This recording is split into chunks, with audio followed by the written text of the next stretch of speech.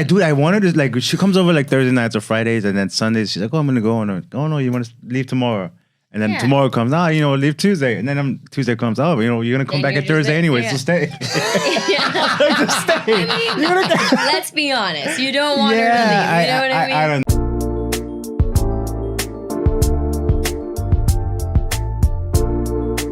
So you work with other brands? You create content for companies? I do work with Bacardi. I'm like in the process of finalizing my contract for this year.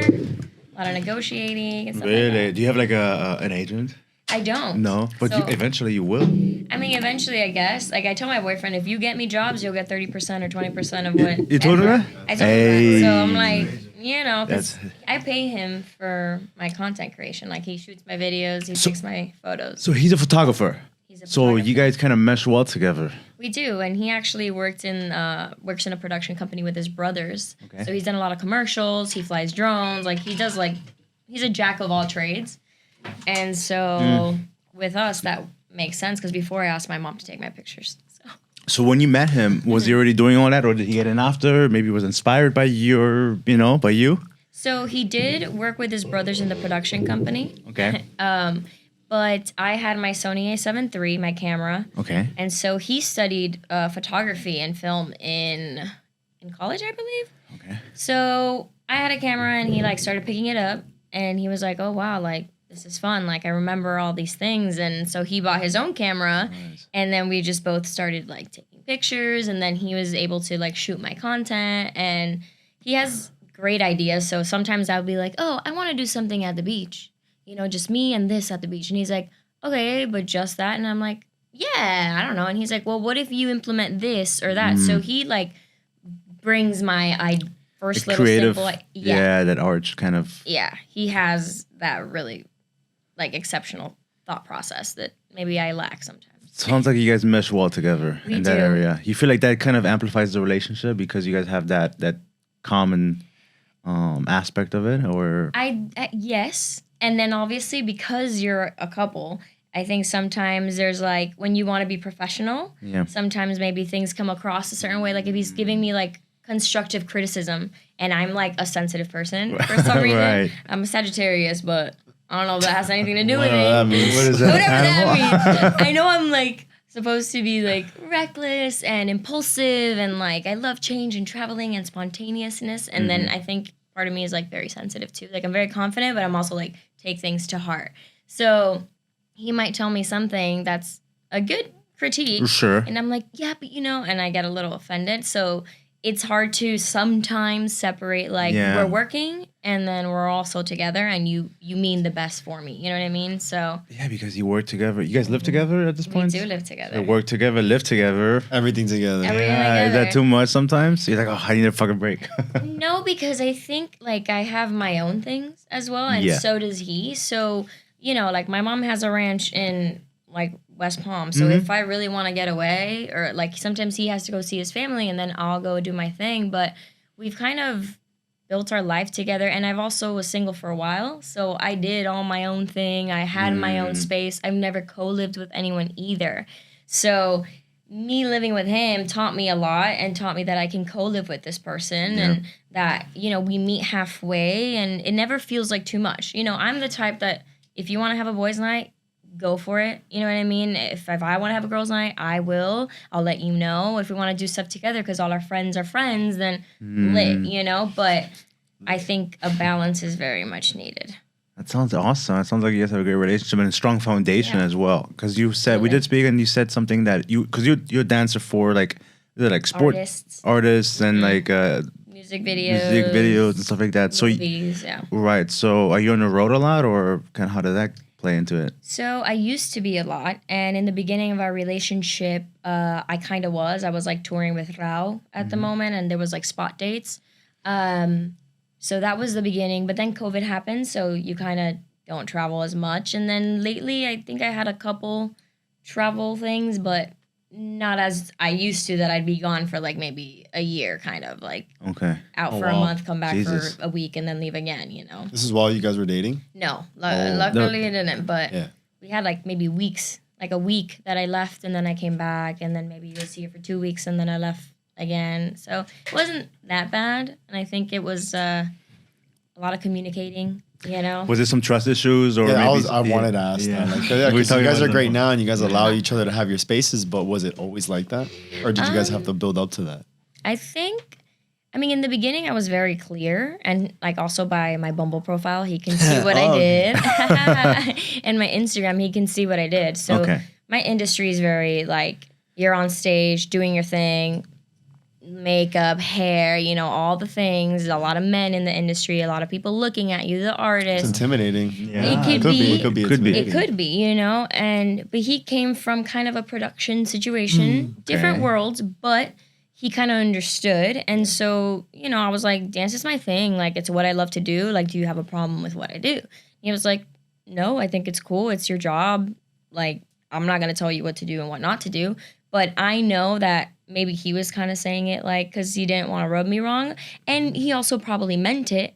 But for me, as a person that I'm like, I really like you. Like, I know, and I've heard from like friends of mine that are in relationships, like what issues come about, what arises from this. So I was like doing everything to kind of be like, all right, well, I never want him to think that, you know, I'm being unfaithful or I'm not communicating or leaving him in the dark or letting his mind wonder, what if? So I was just very like, you know, I like you. I'm putting my energy here and like whatever you need, I will provide. But I was just very like, hey, I'm going here. I'm going to be here. Like I'd call him at night, like before I hit the hay, Sure. you know, because it could be tough because if the roles were switched, I would want someone to do the same for me. Yeah, I wanted to ask you, do you feel like you had to kind of over communicate because of that? Like, I mean, you wanted to call him, you wanted to talk to him, of course, but do you feel like, well, because of, you know, I want to make sure he feels secure with the whole thing, let me make sure that I'm making him feel comfortable. Do you think that you had to force that a little bit? Underlyingly, maybe. Like mentally, I was kind of like, oh, I haven't talked to him for a bit. But I think also it was like in the beginning of our relationship. So it's like that puppy love stage that you're just like, oh my God, this happened. Oh my God. Okay. Yeah. So it kind of came naturally. And then if I ever felt like, oh, I'm about to like go to this after party, you know, where like I might be here till 3 or whatever. I'm like, hey, I'm gonna let you know I'm here. I'll let you know when I get in, blah, you know. And he was very good with everything, to be honest. Obviously, you have your little issues and things you got to talk about, but it's something that was new for both of us. I don't think he's ever dated a dancer, you know. And I've dated somebody that was in my same industry, and I was like, never again. So, you know, yeah. So he's kind of like a balance for me as well, which works. What was so wrong about the other guy that he was in the industry? So Because you were in the industry as well, so yeah, but he was a dancer as well. So it's just like, you would think, like, a lot of people are like, oh my God, if I date a dancer, da da da da, it's gonna be so amazing. And some people, it works out, but sometimes it's like your battle. Like, it would be weird because he was a guy, I was a girl.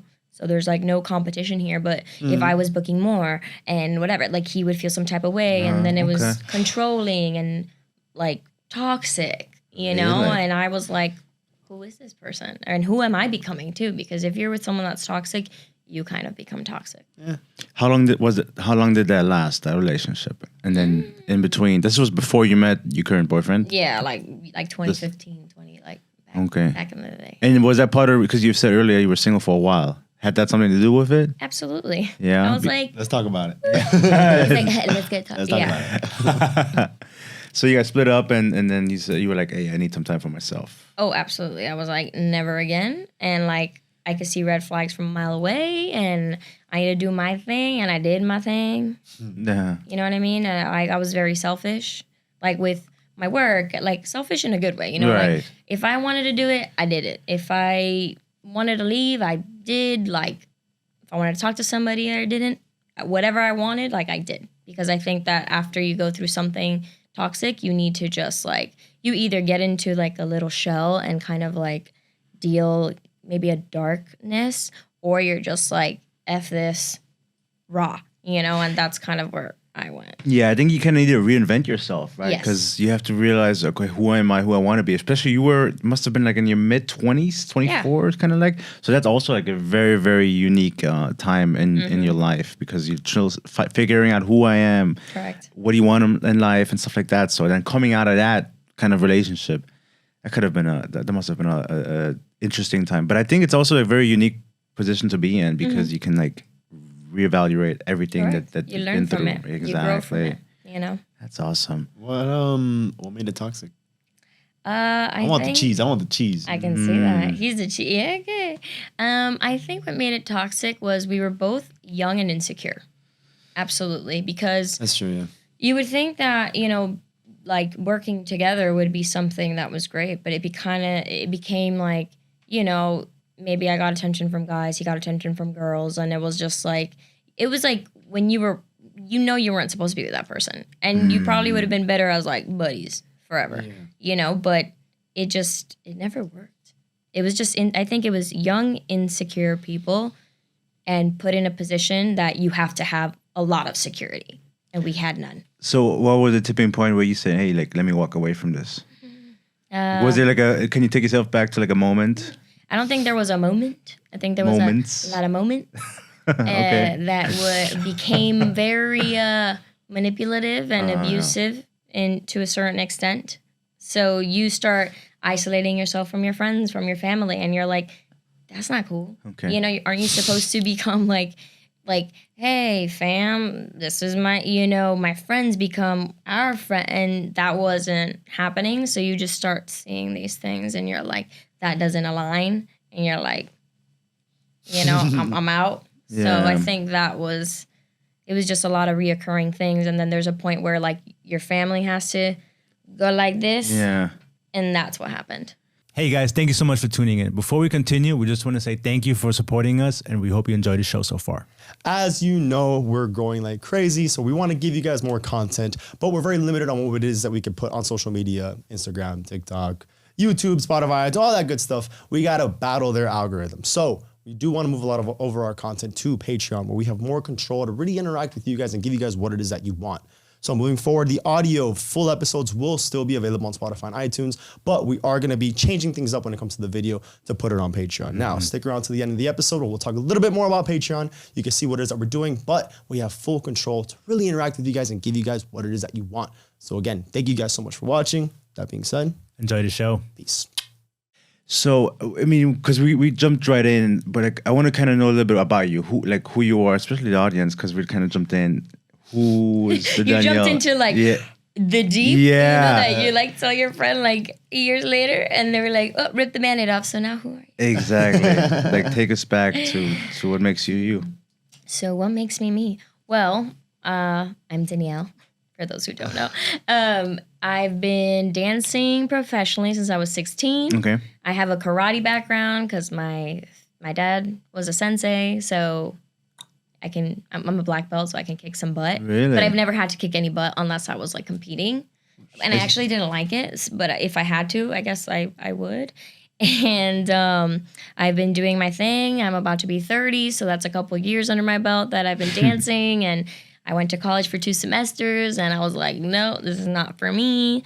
And I've just never had to work, let's say, a regular job. I've been, doing photography with my boyfriend, content creating for brands and for myself as an influencer / content creator. I do voiceovers on the side, and dancing is my passion. And I choreograph sometimes as well. So a little bit, of everything. A little bit of everything I dabble in. That's awesome. Yeah. You're very well rounded. Yeah. Right? A jack of all. How'd you get started in dancing? So when I was in school, my mom couldn't pick me up right away after, so she put me in like an after school care dance situation. Dance fusion? Something like that. Yeah. So hey, I can't pick you up at like whatever 2:30. I don't know. So I took like jazz and like ballet, and I did that since like elementary, kindergarten. And then at one point, I think when maybe I don't even know what grades we are in elementary, but one of those grades, the teacher was like, hey, she's really good. Put her in the advanced class. And my mom's like, okay. And then my mom saw me on stage, and she was like, wow, she had something. She said that from there. She's like, you had a spark. You had something. I knew you weren't going to be an athlete. I knew you were going to be like an artist or a dancer or something like that. And so after that moment, I was in cheerleading, and I was really good at the dancing part of cheerleading and being kind of a leader. So I became a captain. And then I went to high school, and I didn't like the cheerleading situation there because they wanted me to fly, and I didn't want to fly. So, I went into dance team, and I was really good. And then the teacher at the time, our coach at the time, she was a heat dancer, and she's worked in like music videos and all these award shows, and she kind of like put me under her wing and was like, there's something there. And then when I was 16, she gave me my first opportunity of working, and then the rest is history. Really? Yeah. So like that's when you knew. Yeah. And because I honestly, if you ask me now, like, what did you want to do when you were younger? I'm like, I have no clue. Because I went to school because I had to, and I liked my friends and my teachers and learning, I guess. But when I did that first job and they're like, hey, you get paid to dance and to be on TV and you can make a life out of it, I was like, where do I sign? You know, because you like doing something. So it's like, hey, do you want to go on tour with Michael Jackson? Everything is paid for. You don't get any money, but everything's paid for. You'd be like, yeah, because you would do it for free because you love it so much. But the fact is, you can get paid to do it. So you're like, wait, what? This is amazing. And I never knew that, but I knew from that day, I was like, this is what I wanted to do. Man, I feel like it's an amazing experience. Isn't it like an amazing thing when you know what you're going to do or what you want to do from at a very young age? Yes. That's Correct. great. When it's like not even that, it's think of the impact that your coach, teacher, dancer, whatever it was, mentor, even like think of the impact that they made on you. Because what if you would have never met them? What if you would have never gone to that school? You could have been probably doing something complete. You know, like I find that to be like the craziest thing about life. Because it's like you could have taken a completely different path. Yeah. But because you met that person and they kind of like it's like lead a horse to to water. They can make him drink it. Yeah, but you also drank it. You're like, this is what I want. Like, if you're going to be giving me these tools and I see this opportunity and I love it, and now I have the opportunity to take it, Go for did. it. So yeah, congrats to you. Kudos to you. That's awesome. But do you feel like like you are on the path? Like, do you believe like in I mean, it's really fucking deep right now. Do you feel like destiny is like you are exactly where you need to be, and that mentor, teacher, whatever came in your life for that particular reason? And then I'm asking you the same. I think so, because I do think a lot of it is hard work and knowing what your passion is and your drive and all that. But I've had a situation in my life where it was one of the best gigs I've ever done that I don't think anything can surpass it. Okay. And it was like, it all led me up to there. And if it wasn't for me being in that exact time, in the exact moment, it wouldn't have been mine. You know, so I do believe that like what you do kind of creates your like you create your destiny. You create your own destiny. Yes, and I think there's times where even like the worst things or like your mistakes or whatever kind of lead you to where you are supposed to be. All the no's lead you where you're supposed to be with the yeses. Like, and in this industry, you gotta be like, all right, they said no, bounce back, and you're gonna land where you're supposed to. And I could tell you about that story after you answer this question. Exactly. Me? What was the question again? Do you feel that there's a path, a destiny that we're just aligned with? Everything happens for a reason, and you end up exactly where you need to be. Dude, it depends because like, there's some nights that like, you know. I'm like, yes. He's like, there's some nights that, you know, roll up and I'll spark up and, you know, your mind starts wandering. Yeah, you know yo, and so you start thinking, you're like, we're just on this rock, yo. Like, this is a rock. But no, sometimes you think I don't know if we have a destiny, but I do think that we're a lot more in control than we think, you know? And for example, like you would think, oh, well, I want to be courageous, but you know, you don't just become courageous. What life brings you are, you know, complications and obstacles for you to overcome them to be courageous. And I think that's where you have the choice because you are going to be faced with whatever life throws at you, but it's your choice of what direction you want to take it and how to handle that. And I think that's going to then give you the destiny that you're destined for. Ooh. Okay. Mic drop. Hey. I think so. Yeah. What about you? You're not off the hook, kid. I do. I think there's certain pivot points in life. I think there's maybe certain nudges, and then they kind of guide you maybe where you need to go. I believe in destiny, but I also feel like there's a lot of there is wiggle room. Like I don't think it's a straight line. That makes sense. Like, yeah. But I think the journey is up to you. The destination, I think, is. I think we are.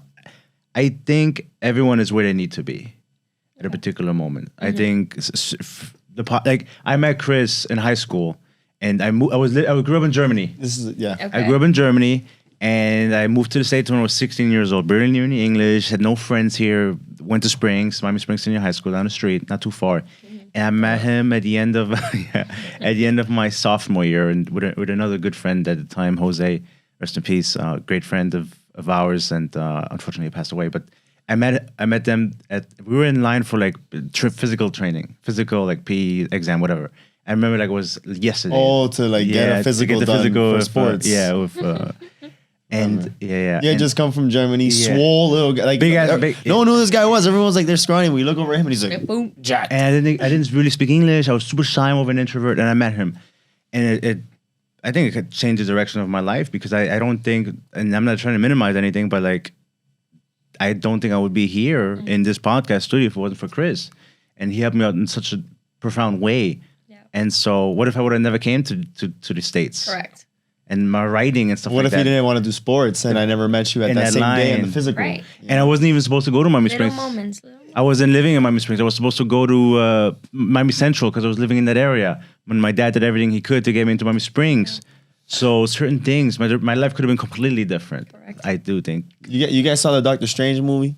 No, I haven't yet. Is it good? No, because tell us. No, real quick, no, because pretty much he goes into like the multiverse and it shows like all the different like life paths that you would have taken. So it has like the main character like leaps through the multiverse of like the different life paths. Yeah. So like it's the same person, but in a different like they just took a different. Yeah, exactly. But that's kind of what I think of. So like you could have been somewhere else. Like there's a life of you somewhere probably out in the universe that you're that stayed in Germany. Still in Germany. Yeah. So I like that. That is so deep. I mean, who knows? But I think sometimes it's really great to put things into perspective. Correct. You were saying something. You were gonna elaborate. Jesus, we got off on that tangent. That was good. This is why. Where's the weed at? My high. You're gonna elaborate on a situation. So coming back to that moment about that, I feel like destiny or like little decisions that you made along the way that maybe a year later you see. So I was on tour with Maluma, right? And no big deal. I was on tour with him and we got fired when we thought we were gonna continue on to another leg. But, things happened and we got let go and it was just like, damn, I thought we were going to Spain and all these things and there was somebody else already getting ready to go. We were like, okay. And instead of me being like, F this, F you for firing me, I was like, all right, thank you so much for the opportunity, like to the choreographers and stuff and whatever, like, let's keep going. Because one thing I learned very young is like you don't marry the artist. And I don't mean physically like marry the artist, but if this is who you're working for right now, you might not be working for this person in a month. So don't marry them in your head or don't marry this check or don't marry this one job. Don't get married to it. I say that all the time. Yeah, like don't get married to it. Flow with it. Use it, build with it, and then grow and then keep going. And so a lot of people took it different. And I remember like a week later they called me like, hey, can you teach the new girls the choreography? And I was like, all right, and they paid me for it. But some people might be like, absolutely not. You fired me from the job. And I was like, yeah, all right, like opportunity. This is what I do. I have no hate towards whoever just got the job. It's just part of the way it is. So I teach these girls, whatever. Obviously, there's a part of you that's like, damn, like, I'm so sad. Like, why did we get fired? Like, whatever, but change. Fast forward a whole year later, okay? And I'm not seeing that this little moment, right? Because this tour was going to go on for a whole year, let's say.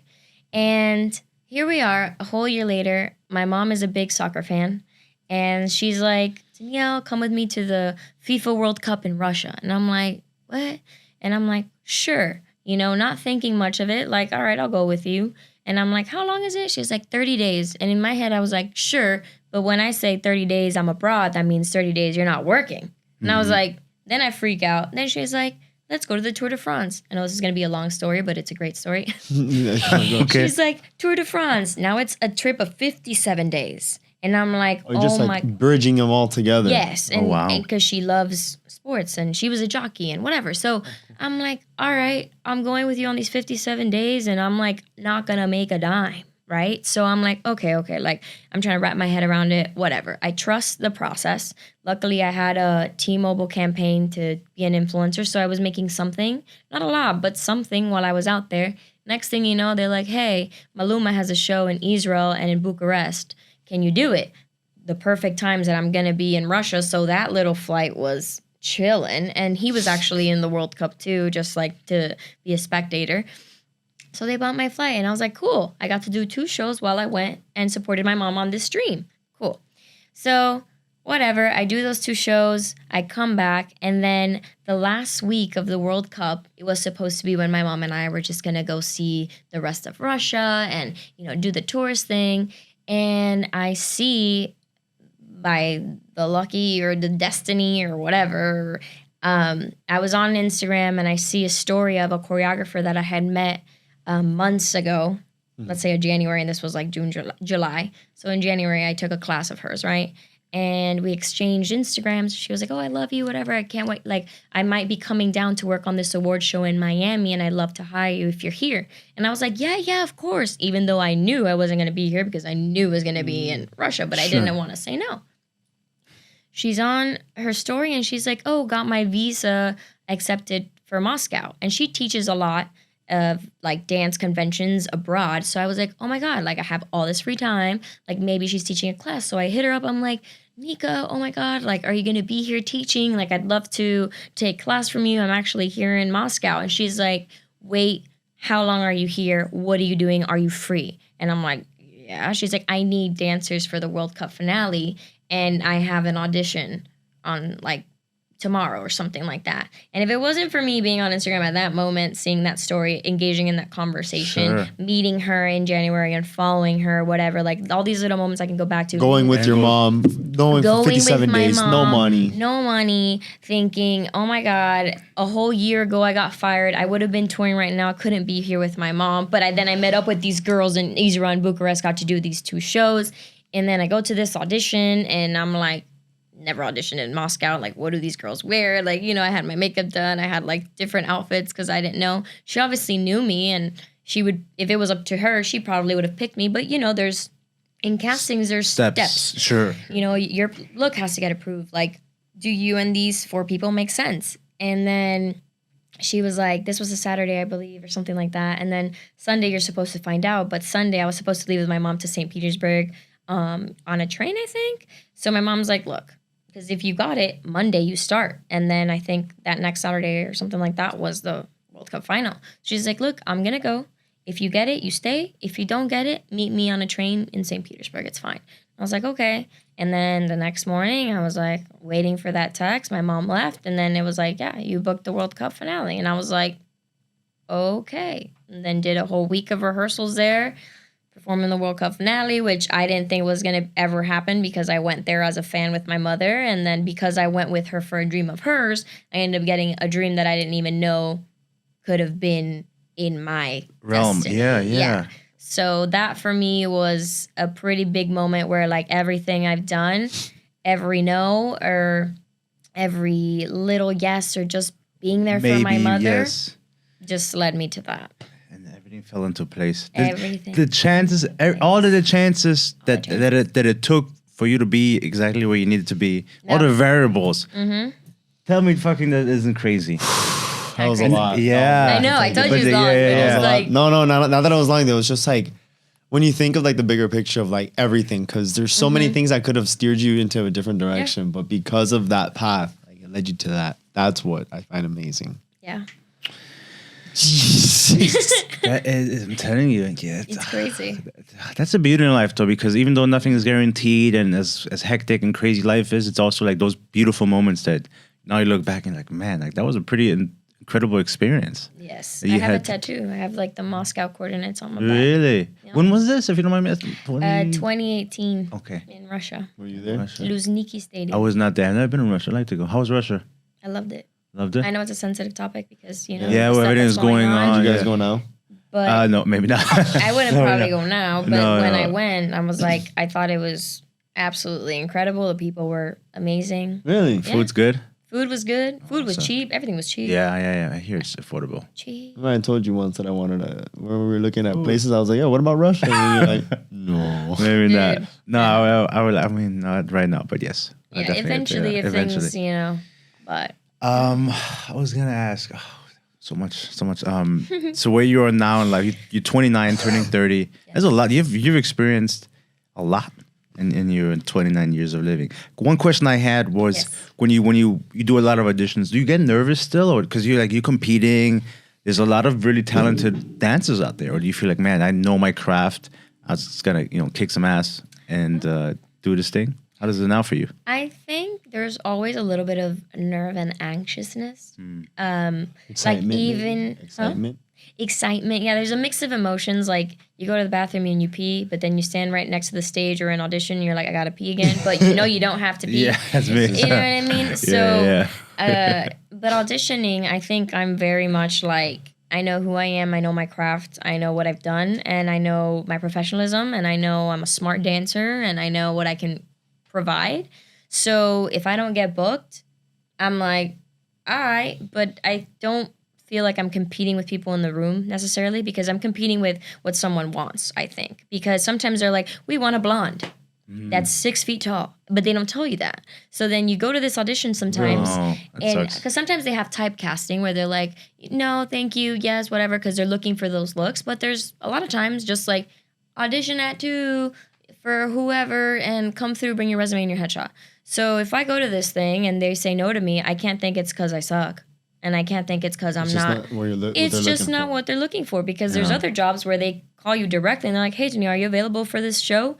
It's in New York and you have 2 rehearsals. This is the pay, Are you available? Like, you didn't even have to audition, but people know what they're looking for, or they're looking for you or what you do. So it's like, you have an even split. Like, if I go to this audition and I don't get it, I can't go cry about it.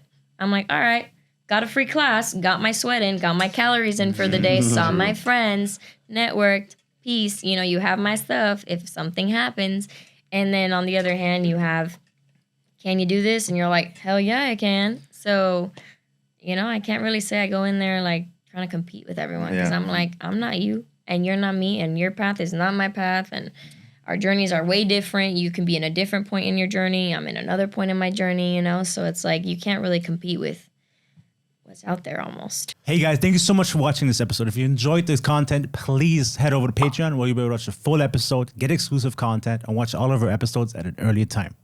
Yeah, so Coffee Breakup started, being a short little break within your day, whether morning, afternoon, night, for you to get, your information, 30 minutes, nice and easy. But obviously, as we're expanding, more guests, more episodes, longer episodes, we want to make sure that we can put that in a little space for those who really want to enjoy those episodes. So head on over to Patreon where you can subscribe for a small little fee. It'll help us continue expanding our business and giving you that same content that you guys really want to follow us for. So again, thank you guys so much for everything. We couldn't have done it without you. But again, head on over to Patreon, check us out, see if it kind of tickles your fancy, and we appreciate your support. Yeah, we love you guys. Thank you guys. Later. Ciao.